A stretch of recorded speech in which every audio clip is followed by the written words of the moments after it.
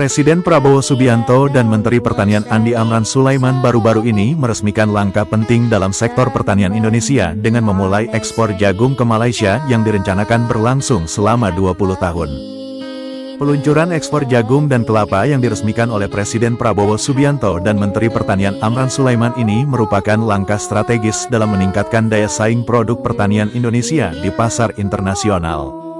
Dengan ekspor jagung sebesar 20 ton per bulan ke Malaysia, Indonesia menunjukkan kapasitasnya dalam memenuhi permintaan jagung di negara tetangga. Selain itu, ekspor kelapa sebesar 2,1 ton ke luar negeri, yang secara khusus harus berasal dari Indonesia, menekankan pentingnya kualitas dan keunikan produk lokal. Langkah ini diharapkan dapat meningkatkan pendapatan petani lokal dan memperkuat hubungan dagang dengan negara-negara lain, sambil mempromosikan produk pertanian Indonesia di kancah global. Pernyataan Menteri Andi Amran Sulaiman tentang potensi Indonesia untuk menjadi lumbung pangan dunia di masa mendatang mencerminkan optimisme terhadap kemampuan pertanian negara ini. Sebagai negara yang kaya akan sumber daya alam dan memiliki iklim tropis yang mendukung, Indonesia memang memiliki potensi besar dalam sektor pertanian. Upaya untuk mencapai tujuan ini bisa melibatkan peningkatan teknologi pertanian, diversifikasi tanaman, serta peningkatan infrastruktur dan distribusi. Selain itu, pendidikan dan pelatihan bagi petani untuk mengadopsi praktik pertanian berkelanjutan juga penting. Dengan strategi yang tepat dan dukungan dari semua pihak, visi ini bisa menjadi kenyataan dan akan membawa manfaat besar tidak hanya bagi Indonesia, tetapi juga bagi keamanan pangan global.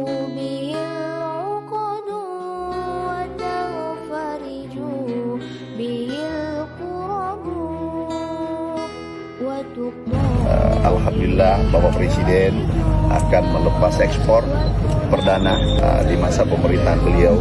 Beberapa negara meminta komoditas pertanian kita yang selama ini kita sudah rutin mengekspor, tetapi untuk di tempat ini adalah pertama dalam sejarah kita melepas ekspor jagung.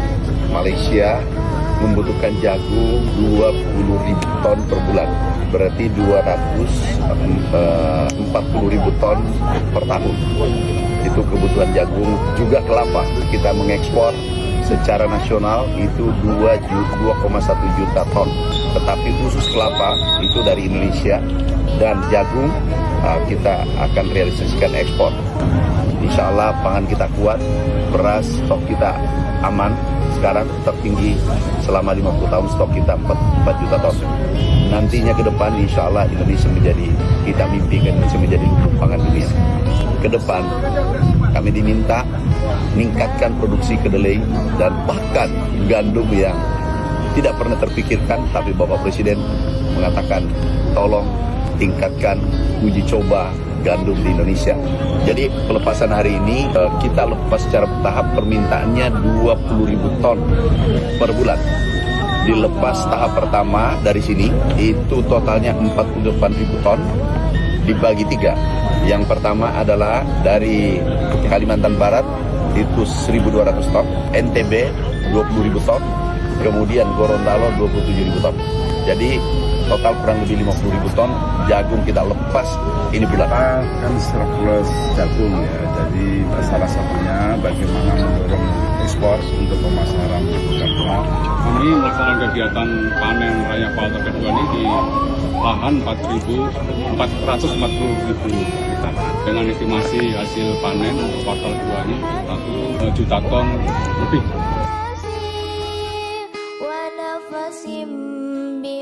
Assalamualaikum warahmatullahi wabarakatuh.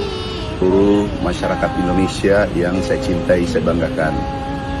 Perlu kami sampaikan informasi yang beredar sengaja di framing, bahwa kami tidak peduli terhadap naiknya harga beras. Kami sudah bekerja keras sejak awal, melakukan operasi pasar besar-besaran bersama Bulog di seluruh Indonesia dengan jumlah yang cukup besar, yaitu 1,3 juta ton dengan harga Rp12.000, Rp12.500 per kilogram. Itu bentuk kepedulian dan itu atas perintah Bapak Presiden. Kemudian berikutnya kami juga sangat peduli pada petani. sehingga kita naikkan HPP, harga pembelian pemerintah 6.500 atas perintah Bapak Presiden. Alhamdulillah, hasilnya hari ini yang kita syukuri adalah bahwa KNTP, kesejahteraan petani meningkat. Kemudian yang kedua, tidak kalah pentingnya sebagai anak bangsa, kita tidak impor lagi. Yang dulunya 2023, 2024 kita impor dan stoknya kecil, itu hanya 1 juta ton lebih. Sekarang stok kita 4 juta ton lebih. Ini kita syukuri. Adapun kami menyebut bahwa Jepang itu kenaikan harga beras cukup tinggi. Artinya kita patut mensyukuri. Tetapi kami mewakili pemerintah harus bekerja keras menurunkan harga. Dan juga hasilnya hari ini sudah 13 provinsi harga sudah turun. Kami yakin ke depan semakin turun. Kenapa? Operasi pasar kami lanjutkan terus-menerus. Saudaraku, bukti nyata satu lagi, bahwa kami sangat peduli dengan kenaikan harga beras. Dan peduli pada konsumen. Kami pertaruhkan segalanya demi konsumen, demi petani Indonesia. Adalah yang mencurangi petani baru-baru ini, yaitu para pengusaha yang tidak bertanggung jawab. Kami berani berhadapan demi konsumen, demi rakyat Indonesia.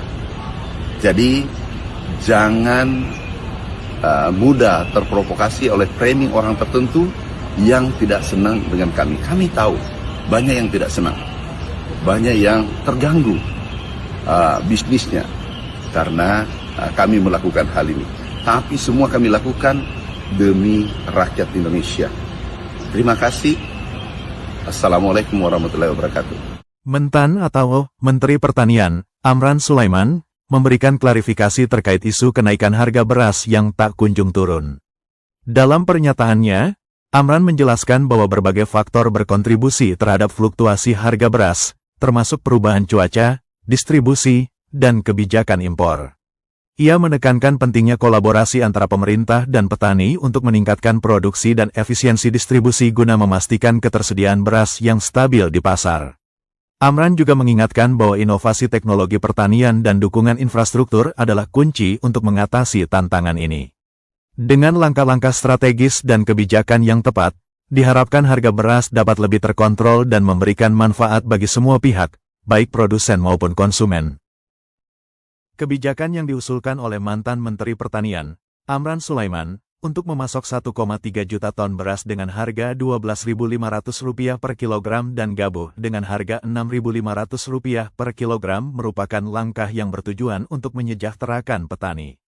Dengan menetapkan harga yang kompetitif, diharapkan petani dapat memperoleh penghasilan yang lebih baik dari hasil panen mereka. Langkah ini juga dapat membantu menjaga stabilitas harga beras di pasaran, sehingga konsumen tetap dapat memperoleh beras dengan harga yang terjangkau. Namun, implementasi kebijakan ini memerlukan koordinasi yang baik antara pemerintah, petani, dan pelaku pasar untuk memastikan distribusi yang efisien dan mencegah penimbunan atau spekulasi yang dapat merugikan pihak-pihak tertentu.